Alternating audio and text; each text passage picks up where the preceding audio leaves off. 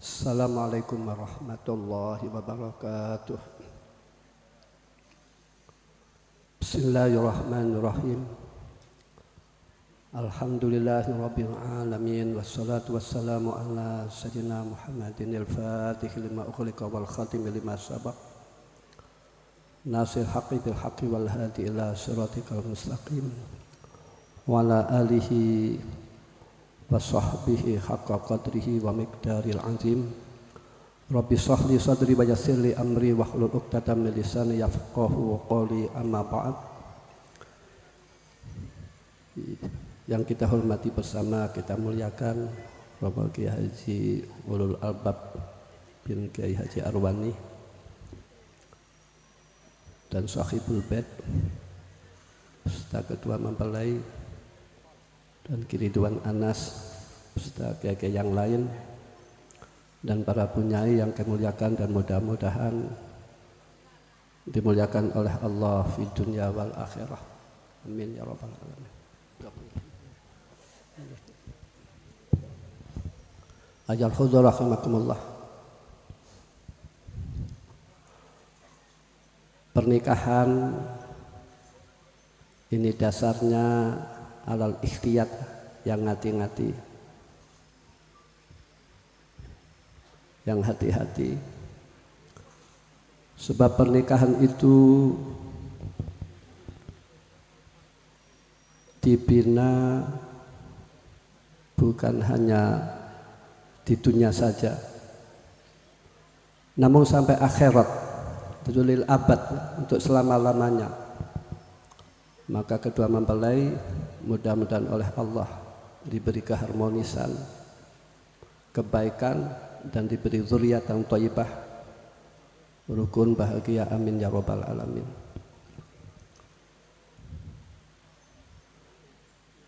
Maka dasarnya hati-hati dalam pernikahan. Satu, ada bidayah, dan nanti ada nihayah atau ghayah, puncaknya, dan ada wama bainahuma, antara bidayah dan nihayah. Dalam bidayah atau permulaan, orang mencari pasangan itu supaya yang diperhatikan tentang agamanya, tentang akhlaknya.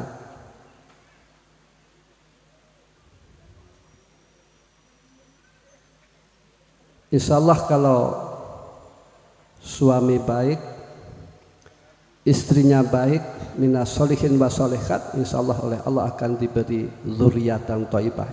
Semoga kedua mempelai oleh Allah diberi zuriatan thayyibah, amin ya rabbal alamin.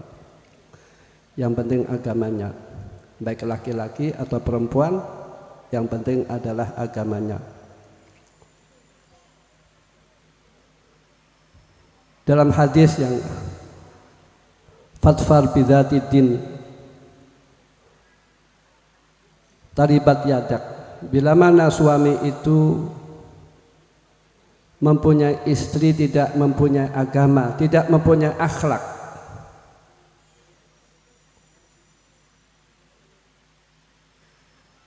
maka suami akan direpotkan oleh istrinya. Taribat yadak, artinya kalau suami itu mempunyai istri yang tidak solihah, maka suami akan direpotkan oleh istrinya, nutupi aurat, ibadahnya, akhlaknya, dan lain-lain. Begitupun istri bila mana mempunyai suami yang tidak soleh, itu juga akan direpotkan oleh suaminya, seenaknya, dan lain-lain. Jadi pernikahan itu yang penting, calon suami soleh, calon istri solihah. Terus dalam pernikahan yang penting pula nikah karena Allah dan menikahkan karena Allah. Ini bidayah, masih membahas bidayah. Qala Rasulullah sallallahu alaihi wasallam, man nakaha lillah wa ankaha lillah faqad istahaqqa wilayatallah. Barang siapa yang menikah karena Allah dan menikahkan karena Allah, maka oleh Allah akan diangkat sebagai kekasihnya. Maka orang pengantin baru itu doanya mustajab, sebab diangkat oleh Allah sebagai kekasihnya.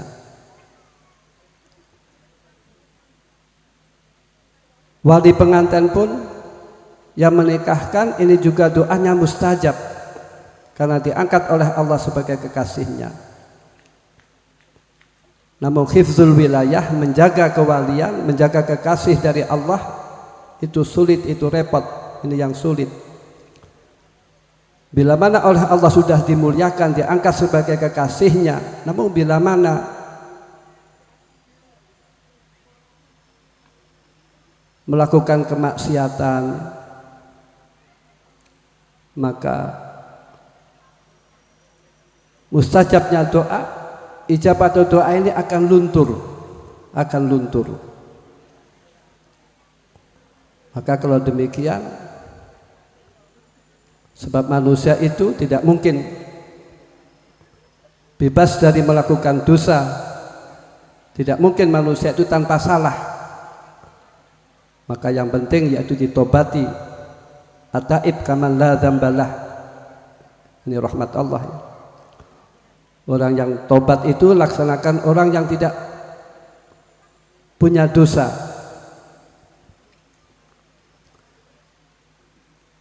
Dan dalam pernikahan dihadirkan pula orang-orang soleh ya, kiai-kiai, para habaib, ini untuk mendoakan, untuk menyaksikan.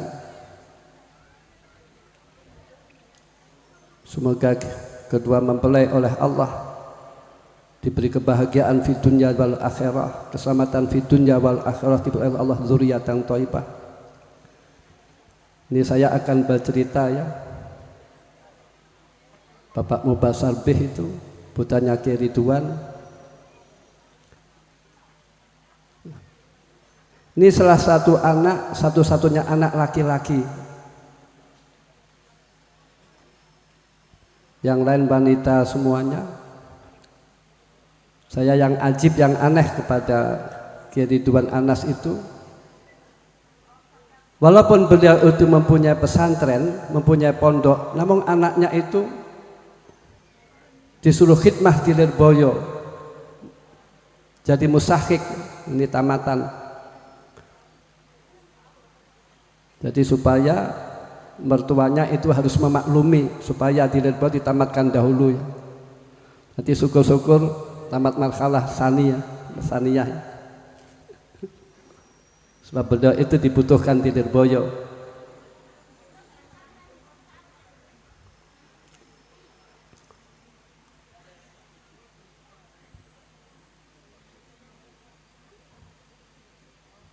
Dalam pernikahan kalau suami itu baik, istri baik, insya Allah akan diberi oleh Allah harmonis, insya Allah diberi dzurriyyatan thayyibah.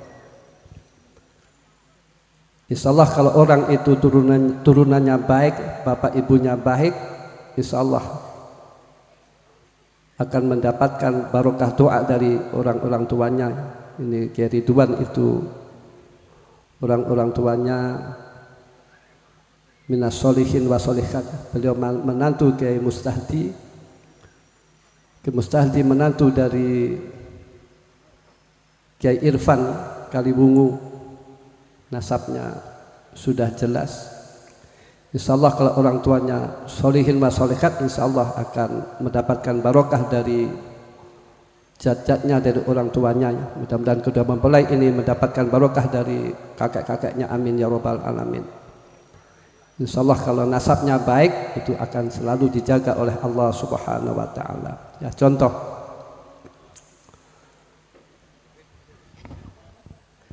Kanjeng Nabi sallallahu alaihi wasallam sebelum beliau diangkat menjadi nabi itu mempunyai anak namanya Zainab. Zainab itu anak wanita pertamanya Kanjeng Nabi yang terkenal cantiknya. maklum putranya Kanjeng Nabi. Dan Zainab ini dinikahkan oleh Kanjeng Nabi dengan Abil As. Abil As itu orang gagah, ganteng. Ini masih ada hubungan saudara dengan Siti Khadijah. Dan ketika Kanjeng Nabi menikahkan, menjodohkan antara Abil As dan Zainab ini, Kanjeng Nabi belum diangkat menjadi Rasulullah. Lantas ketika Kanjeng Nabi itu diangkat oleh Allah sebagai Rasul, Kanjeng Nabi menyebarkan agama Islam, maka Abil As itu tidak mau masuk Islam, tidak mau beriman. Dia tetap dengan pendiriannya nenek moyangnya orang jahiliyah. Terus Kanjeng Nabi hijrah ke Madinah. Siti Zainab juga ikut Kanjeng Nabi hijrah ke Madinah. Ini pisah karena perbedaan agama. Mau tidak mau harus pisah. Sebab pernikahan orang Islam dengan orang musyrik itu tidak sah. Ketika Kanjeng Nabi dan saudara-saudaranya dan keluarganya di Madinah hijrah, Abil As tetap di Makkah. Dan Abil As ini sangat setia kepada Siti Zainab, ya, mengakui istri yang sangat luar biasa, yang baik. Itu sebagus-bagusnya mertua yaitu Rasulullah Sallallahu Alaihi Wasallam. Padahal Abil As ini musuh Islam, namun mengakui kebaikan Rasulullah dan mengakui kebaikan Siti Zainab. Maka saksi yang kuat itu ada saksi musuh dalam kebaikan. Kalau orang kafir itu mengakui Kanjeng Nabi baik, Siti Zainab baik, maka ini saksi yang kuat.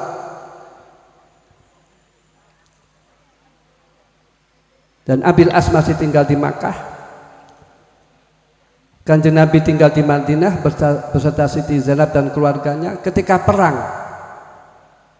maka Abil As ini perang dengan orang muslimin. Berarti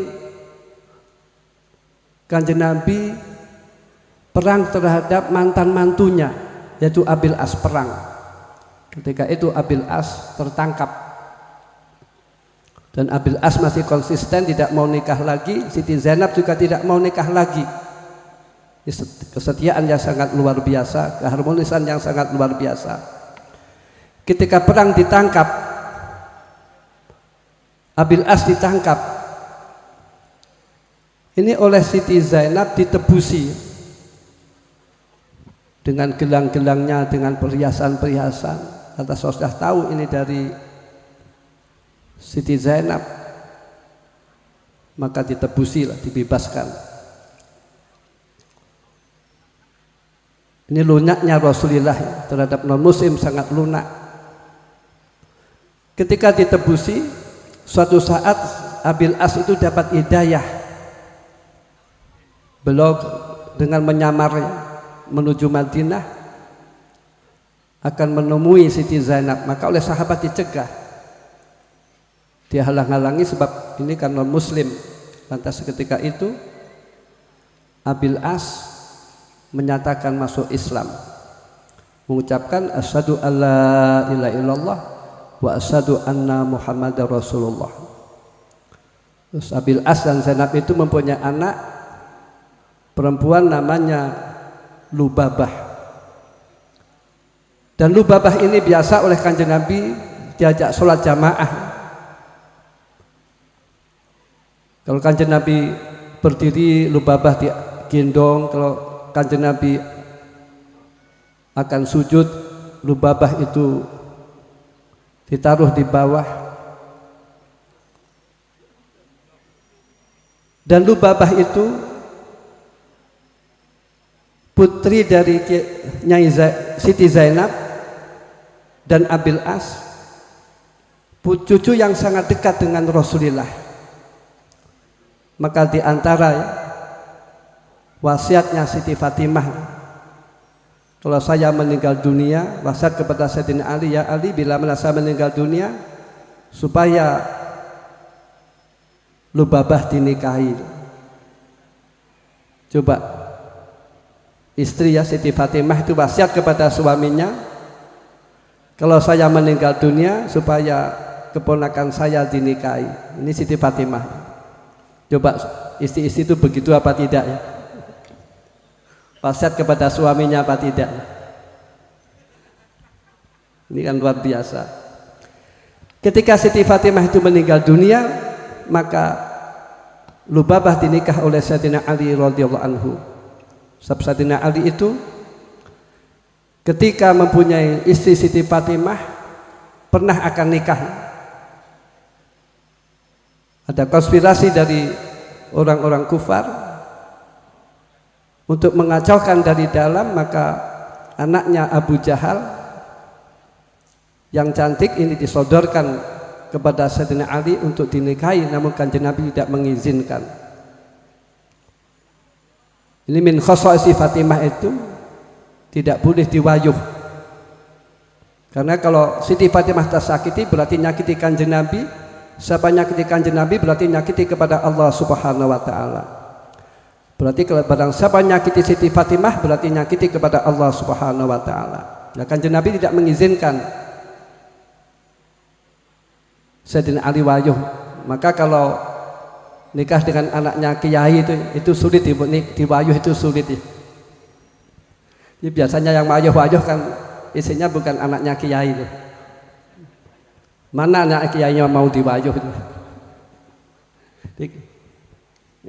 Kanjeng Nabi tidak diberikan izin. Namun ini min khosai Fatimah, bukan berarti tidak boleh, bukan. Ini min khosai Fatimah. Sahabat Siti Fatimah mempunyai khosais. Satu, tidak boleh diwayuh. Kedua, Siti Fatimah itu menentukan nasab. Kalau umumnya itu nasab itu ikut bapaknya, kalau Siti Fatimah tidak ikut. Siti Fatimah bukan ikut ke Sayyidina Ali. Sayyidina Ali kan punya anak juga alim, seperti Muhammad Al-Hanafiyah. Ibunya Haulah Al-Hanafiyah punya anak yang alim. Muhammad Al-Hanafiyah yang mana belum mengatakan ana a'lamu minal Hasan wal Husain walakinnahuma afdalu minni. Saya lebih alim dari Hasan dan Husain, namun saya Hasan dan Husain itu lebih mulia daripada saya min haitsu nasab. Maka ketika Sayyidina Ali akan wayuh, maka Abil As dialam oleh Kanjeng Nabi SAW sebaik-baiknya mantu, yaitu Abil As. Ini kalau orang itu nasabnya orang mulia, insya Allah akan dijaga oleh Allah Subhanahu wa Ta'ala anak turunnya dan keharmonisannya.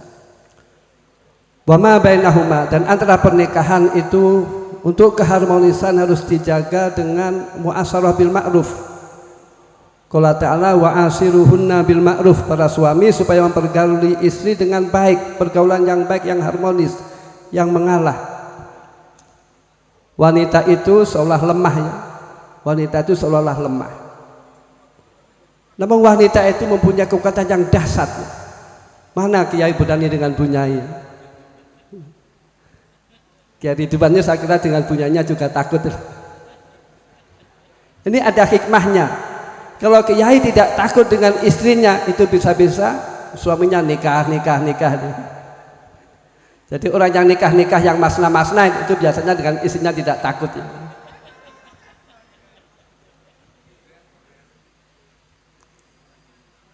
Jadi perempuan itu walaupun begitu, itu punya kekuatan yang dahsyat. Presiden itu dengan istrinya juga takut, jenderal juga takut, pejabat juga takut. Dan juga kiai itu yang ditakuti juga istrinya itu. Gak ada berani kiai yang berani dengan istrinya, saya nggak yakin, pasti takut. Gus-gus itu juga dengan nengnya juga takut. Dan untuk menjaga keharmonisan itu harus dengan mu'asyarah bil ma'ruf. Perempuan itu lemah, dijadikan oleh Allah jadi ega bekas balu iwas yang bengkong. Artinya perempuan dan laki-laki itu tidak mungkin ala thariqatin wahidah, tidak mungkin satu jalan, tidak mungkin. Jadi harus dimaklumi, perempuan demikian dimaklumi. Kalau perempuan itu dipaksakan untuk satu thariqatin wahidah dengan suami, ini akan pecah. Membina rumah tangga akan berantakan. Sekarang siapa? Misalkan saja suaminya ahli ziarah kubur, ya. Terus istri malam diajak ziarah kubur, jam 3 ke kuburan. Siapa yang mau? Purun bu, ziarah kubur jam 3 malam, bengi-bengi teng kuburan. Ya. Wanita kadang ke mall ya dimaklumi, yang penting jangan sering-sering lah. Kalau dipaksakan thoriq ala thoriqatin wahidah akan pecah. Maka di sini untuk menjaga keharmonisan dengan mu'asharah bil ma'ruf wa asiruhunna bil ma'ruf, ini untuk menjaga keharmonisan rumah tangga harus dengan akhlakil karimah, harus isar, harus mendahulukan. Kunci kerukunan itu adalah isar, mendahulukan orang lain. Wa yu'thiruna ala anfusihim walau kana bihim khassasah. Ini karakter sahabat. Orang itu bila mana tidak mau mendahulukan orang lain, tidak mau memprioritaskan orang lain, tidak mau mengalah, maka akan berantakan. Harus mau mengalah. Ini karakter sahabat, mendahulukan orang lain. Kalau misalkan saja suaminya lagi marah, ya istri harus mengalah. Ketika istrinya emosi, maka suami harus mengalah. Itu isar. Akhlak Rasul yang luar biasa itu isar. Sehingga para Nabi Musa alaihissalam itu tanya kepada Allah, apa kehebatan akhlak Rasulullah? Kata Allah, kamu gak kuat ya Musa. Maka dijawab oleh Allah, akhlak Rasul itu diantara isar, mendahulukan orang lain, berakhlakil karimah. Isar itu mendahulukan orang lain, mau mengalah ya. Orang Jawa mengatakan yang waras ngalah. Maknanya kalau orang nggak mau ngalah itu nggak waras ya. Wa asiruna bil ma'ruf itu khitab kepada suami, namun itu juga diperuntukkan bagi istri supaya mu'asharah bil ma'ruf kepada suami. Sebab kullu ma yajibu ala rajul yajibu alal mar'ah ghaliban. Sesuatu yang diwajibkan oleh Allah bagi laki-laki itu juga oleh Allah diwajibkan kepada perempuan. Seperti hadis oleh Rasulullah SAW, talabul ilmi faridatun ala kulli muslim. Hadisnya demikian. Walakin jarat ala al-sinatina ziyatul muslimat, hadhihi ziyadah khata' inda al-hadis, walakin fil makna shawab. Di anna ma yajibu al-rajul yajibu al-mar'ah ghaliban. Jadi untuk menjaga keharmonisan rumah tangga yaitu dengan mu'asharah bil ma'ruf, dengan akhlakul karimah. Siti Aisyah mengatakan, jubilat an-nufus ala hubil hasanat wa karohati sayyiat. Karakter manusia itu mencintai kebaikan-kebaikan. Jadi wajah itu tidak bisa diandalkan. Kebaikan hati, kebaikan akhlak, tutur katanya. Dan karakter manusia itu tidak menyukai tentang keburukan-keburukan, kasar, keras, emosi, tidak berakhlak karimah. Jadi membina rumah tangga itu syaratnya harus dengan akhlakul karimah. Dan yahyanya pernikahan yaitu mendapatkan zuriyatan thayyibah, semoga kedua mempelai oleh Allah diberi zuriyatan thayyibah. Itu nihayanya nikah. Itu waladin sholihin yatullah, punya anak keturunan yang sholihin wa sholihat. Sesuai doa dalam Al-Qur'an, Rabbana hablana min azwajina wa dzurriyyatina qurrata a'yun waj'alna lil muttaqina imama. Di nihayah pernikahan yaitu oleh Allah mudah-mudahan diberi zuriyatan thayyibah, itu nihayahnya. Jadi kalau punya anak soleh ini sampai turun-turun orang tuanya dapat pahala-pahala. Apalagi ya dalam hadis kan ada kalau orang suami istri akan kumpulkan ada doanya. Namun itu doa untuk dihafalkan bagi orang yang sudah umur 25 tahun ya. Allahumma apa? Enggak lupa ya. Allahumma jadibna setan ila akhirih ya. Itu bila mana dibaca, cukup yang baca laki-laki atau wanitanya. Itu bila mana dibaca, bila mana orang yang kumpul membaca itu, bila mana oleh Allah diberi anak yang soleh, maka sampai ila yaumil qiyamah, ini bila mana anak turunnya soleh, ini yang membaca terus mendapatkan pahala-pahala. Dan yahya nikah yaitu mendapatkan zuriyatan thayyibah. Mudah-mudahan kita mempelai oleh Allah beri zuriyatan thayyibah, diberi anak yang soleh wa sholihat, amin ya rabbal alamin. Sekian al-afu minkum, ihdinas siratal mustaqim. Assalamualaikum warahmatullahi wabarakatuh.